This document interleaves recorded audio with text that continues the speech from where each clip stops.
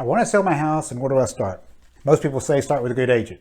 But there are some things you can do in advance before making that phone call, and that's what we're going to cover in today's video.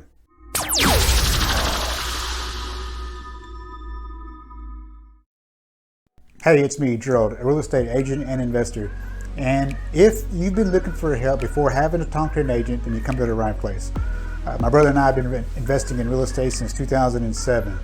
We've helped our family and friends over the years, and now as an agent, I'm here to share what I've learned and continue to learn with you.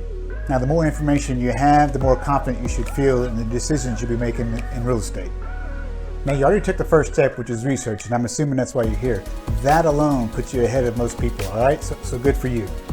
Now, some of these questions, some people may consider intrusive. The good thing is you don't have to answer them for me or anybody else. You could just see the reasoning behind this kind of questions and use them to your advantage.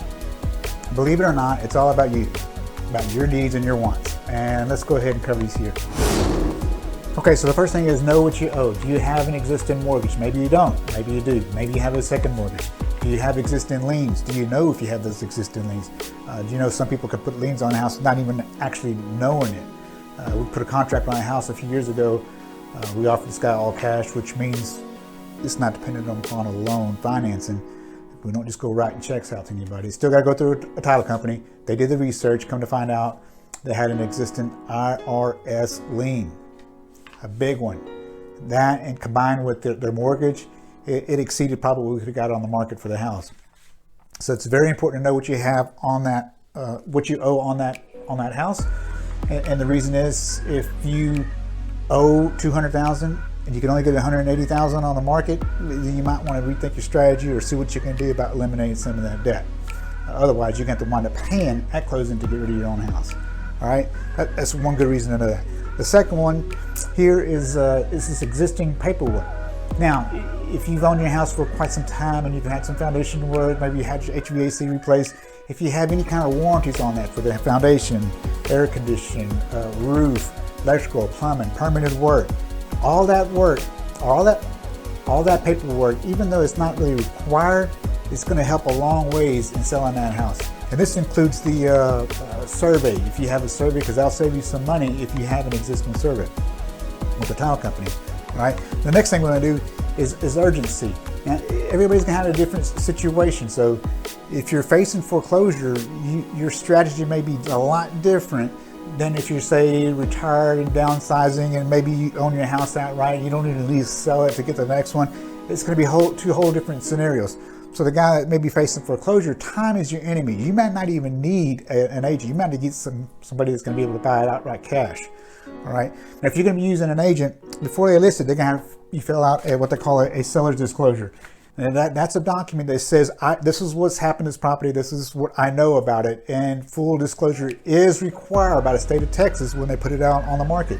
And you're required to fill that out. And I'm going to leave a link to that form, that seller's disclosure, down in the description below, as well as a link, because I got a whole video on this. This is very important. This document actually survives the transaction. In other words, once it's sold, once you sell that house, they can still come back if they found out that something was not right on this seller's disclosure that you purposely left out just to sell it. All right, so very important. All right, basically what that means is do unto others that you would have them do unto you. All right, the next thing I want to do is the next location. And what do I mean by next location? Well, what's your plan for your next house? Do you need to sell this house before you sell the other house? Maybe you have enough financing. Have you talked to a lender? Maybe you can qualify. Real quick, when I was living in Bristol, Tennessee, I moved here. I just talked to a lender just out of curiosity. Well, come to find out, I was able to get two loans, an 80-20, 80% loan, 20% loan, and that was to make sure that I didn't have PMI. So I qualified and had very little money or no money out of my pocket to get the house. I sold the other one in Tennessee, paid out 20% loan, I had 80% mortgage, and I was able to use money that I saved just on the rehab. This was actually at HUD Home. That's how I got started in real estate, but another story for another time. All right. The reason I spend a little time on this location as far as financing is this reason.